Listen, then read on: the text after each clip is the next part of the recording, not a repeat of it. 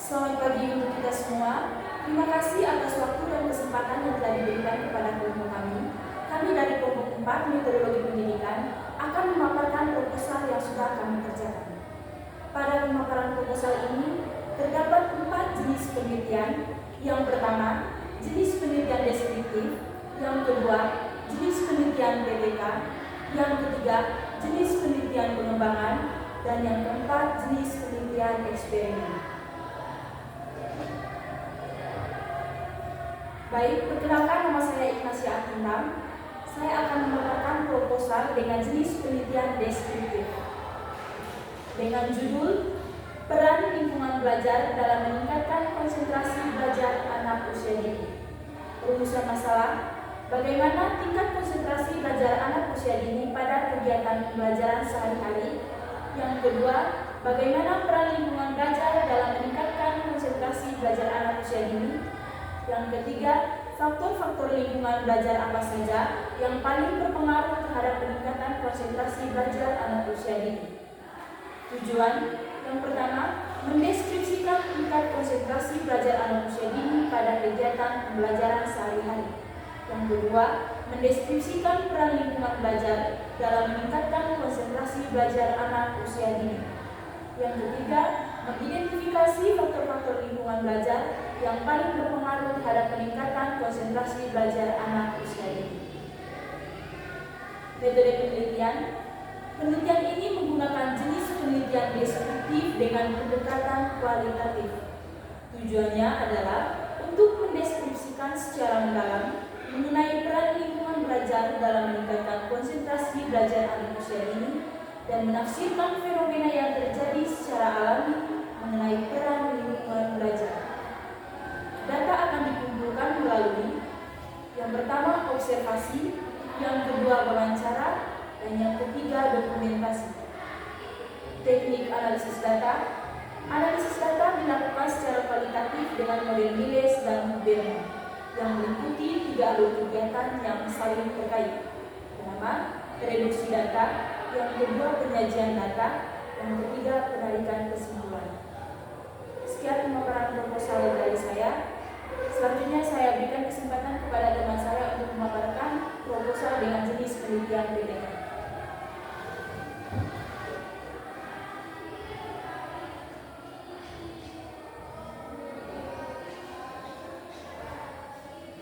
Baik, terima kasih atas waktu dan kesempatannya. Perkenalkan, nama saya Bernarita Sandrianuma dengan jenis penelitian tindakan kelas atau PTK dengan judul Meningkatkan Kemampuan Motorik Halus Anak Usia 5-6 tahun melalui kegiatan kolase dari bahan alam di TKN Bogengan. Rumusan masalah: apakah kegiatan kolase dari bahan alam dapat meningkatkan kemampuan motorik halus anak usia 5-6 tahun di TKN Bogengan. Tujuan: untuk mengetahui peningkatan kemampuan motorik halus anak usia dini melalui kegiatan kolase dari bahan alam. Metode penelitian yaitu satu jenis penelitian. Jenis penelitian ini menggunakan penelitian tindakan kelas atau PTK atau Classroom Action Research yang dilakukan dalam 2 siklus, di mana setiap siklus meliputi perencanaan, pelaksanaan, observasi, dan refleksi. Subjek dan objek penelitian. Subjek penelitian ini adalah anak-anak kelompok B usia 5-6 tahun di TKN Bogengan sebanyak 16 orang, 9 orang perempuan dan 7 orang laki-laki. Objek penelitian adalah peningkatan kemampuan motorik halus anak dalam kegiatan kolase dari bahan alam sebagai tindakan pembelajaran. Prosedur penelitian: terdapat tabel kegiatan siklus 1, di mana siklus 1 terdapat pertemuan 1, pertemuan 2, dan tes akhir siklus 1. Tabel kegiatan siklus 2, di mana terdapat siklus 2, ada pertemuan 1, pertemuan 2, dan tes akhir siklus 2. Penelitian ini mengikuti model siklus kemis dan miss target yang terdiri dari siklus 1, perencanaan, pelaksanaan, observasi, dan refleksi. Siklus 2 dilakukan sesuai hasil refleksi siklus 1 dengan peningkatan latihan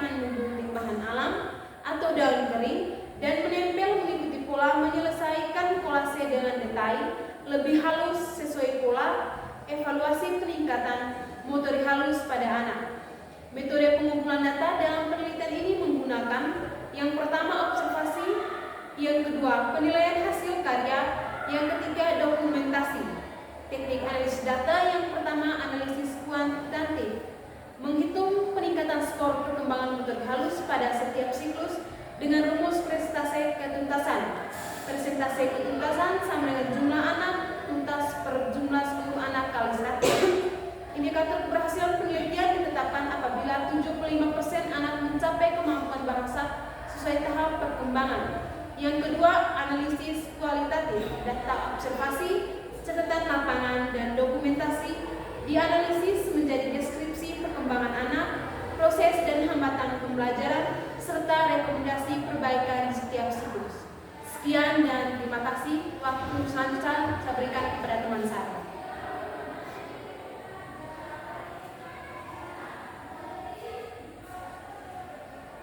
Baik, perkenalkan nama lengkap saya Margarita Unde dengan jenis penelitian pengembangan, judul pengembangan kegiatan bermain untuk mendukung perkembangan kognitif anak usia dini 4-5 tahun di TKNB Poso. Rumusan masalah, bagaimana pengembangan kegiatan bermain dapat mendukung perkembangan kognitif anak usia dini 4-5 tahun di TKNB Poso.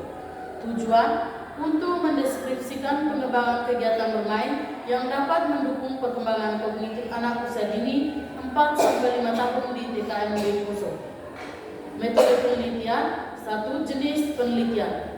Pendekatan dan jenis penelitian. Penelitian ini menggunakan pendekatan kualitatif dengan metode penelitian dan pengembangan research dan development. Mode pengembangan yang digunakan adalah mode bore and go. Yang kedua, mode perkembangan bore and go.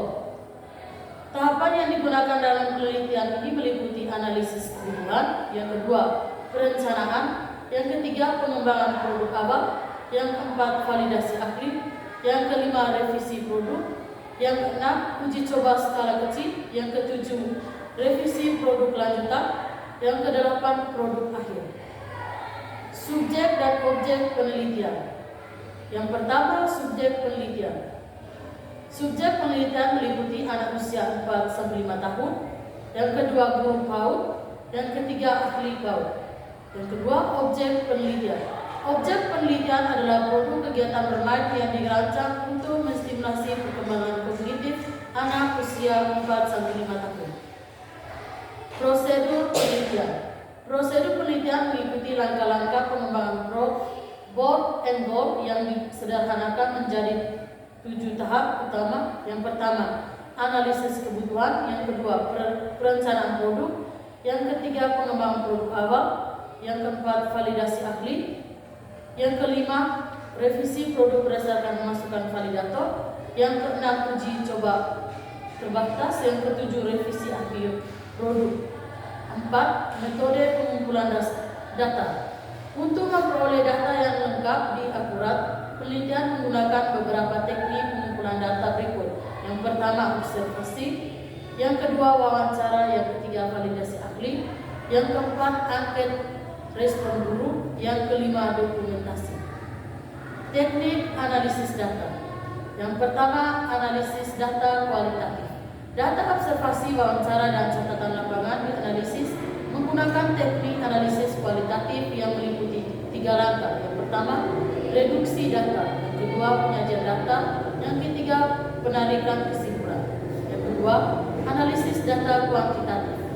Data kuantitatif diperoleh dari lembar validasi ahli dan angket respon guru. Data dianalisis menggunakan rumus presentasi. Presentasi sama dengan skor yang diperoleh per skor maksimal kali 100%. Hasil presentasi dikategorikan menjadi 81 kurang 100% sama dengan sangat layak.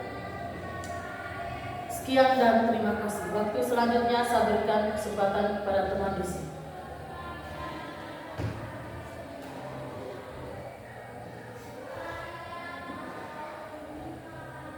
Terima kasih. Perkenalkan, nama saya Maria Magdalena Dipalitawa.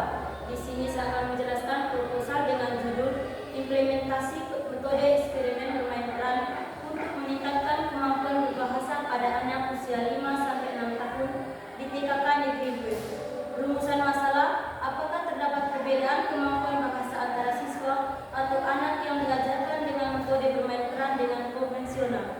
Tujuan untuk mengetahui perbedaan kemampuan bahasa antara siswa atau anak yang diajarkan dengan metode bermain peran dengan konvensional.